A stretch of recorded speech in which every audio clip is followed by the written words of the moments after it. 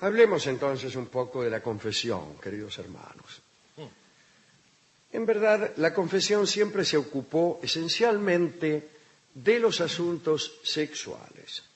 Aunque en los confesionarios también se interrogaba a la gente sobre el orgullo y la mentira, las preguntas siempre se dirigieron más hacia los pecados carnales que a la práctica de la usura o los sacrilegios o incluso los crímenes de sangre. La confesión se ha definido como una acusación sacramental que hace el pecador lamentándose de sus pecados con el fin de obtener el perdón por el poder de las llaves. ¿Qué es el poder de las llaves? Bueno, esta fórmula hace referencia a las llaves de San Pedro, y así se llamaba el poder de perdonar que Jesús confirió a los discípulos inmediatos. Y solo a ellos, dicen los protestantes, o a sus discípulos y todos sus sucesores, dicen los católicos. Lutero era adversario de la confesión precisamente por este punto.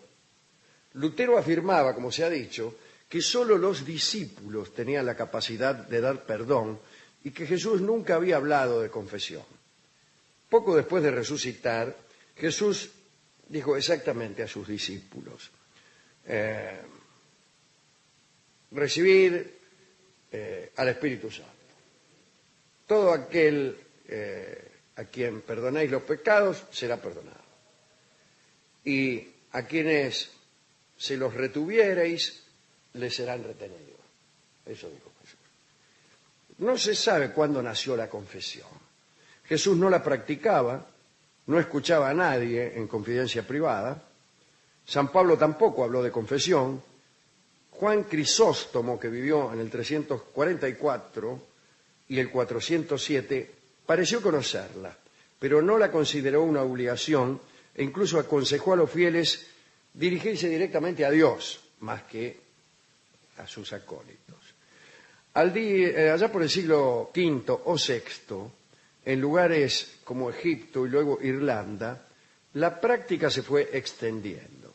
Al parecer, los monjes fueron tomando la costumbre de charlar con sus superiores de sus imperfecciones y comenzaron a recibir la indicación de una penitencia. Con ese proceder se sentían reconfortados, revigorizados.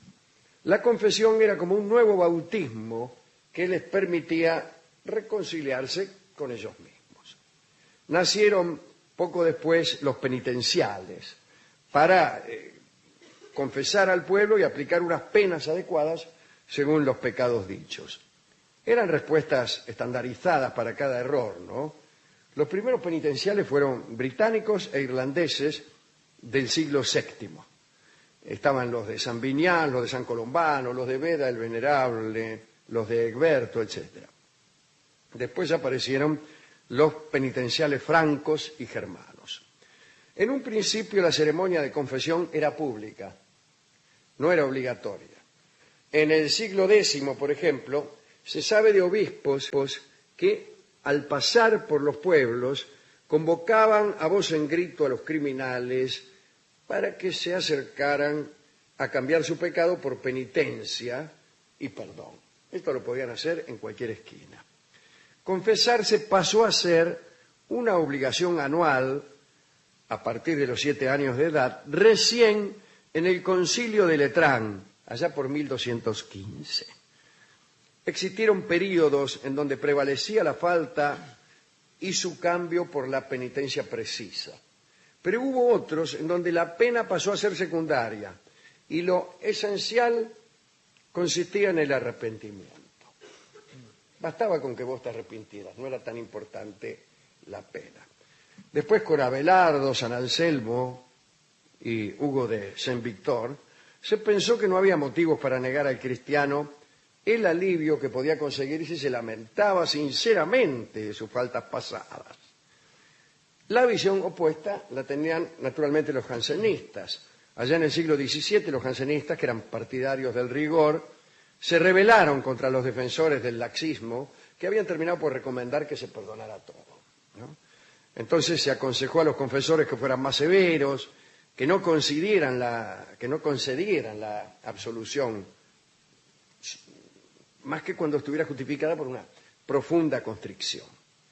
En la mayoría de los casos, ninguna reja ni ningún velo separaba al sacerdote del penitente.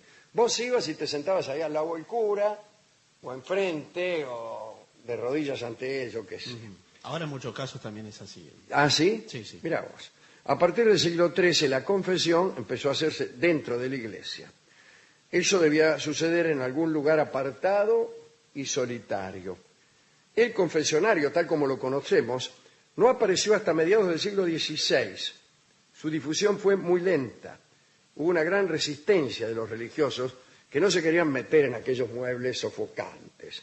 Recién en 1565 en Valencia y en San Carlo Borromeo en Italia se impuso la utilización del confesionario. Quiere decir que esos confesionarios que uno ve en las antiguas catedrales son agregados nuevos. Hay confesionarios en la catedral de Notre Dame, por ejemplo. Quiere decir que esos se los pusieron después, mucho después de construida es lo nuevo. La catedral. Es relativamente nuevo. Es lo más nuevo. En 1614, desde Roma, se ordenó el empleo de los confesionarios en todas las iglesias. Se prohibió, incluso para la confesión última, cualquier sustituto del mueble. Antes habían rejas de mano, o se usaban pañuelos o porciones de ligustros para reemplazar al ropero ese que viene a ser el confesionario.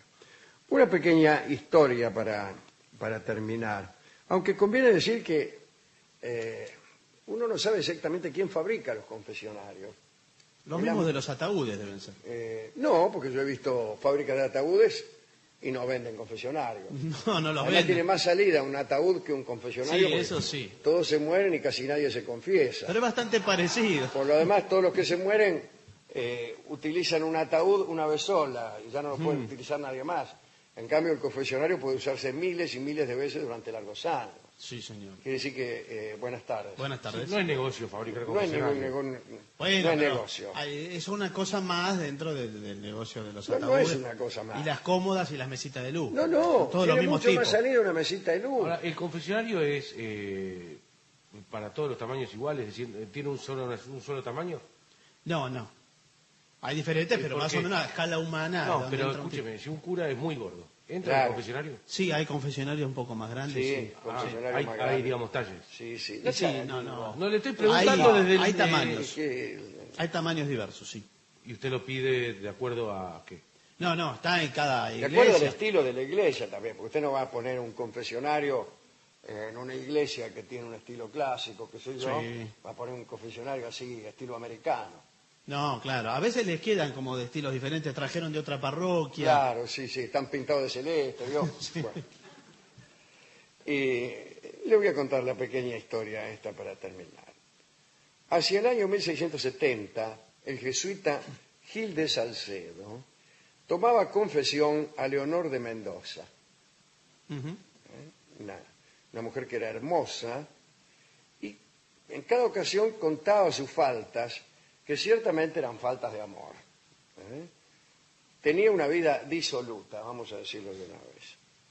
Salcedo le indicó penitencias inicialmente fuertes, pero fueron disminuyendo a medida que Leonor iba presentando en confesión nuevos pecados.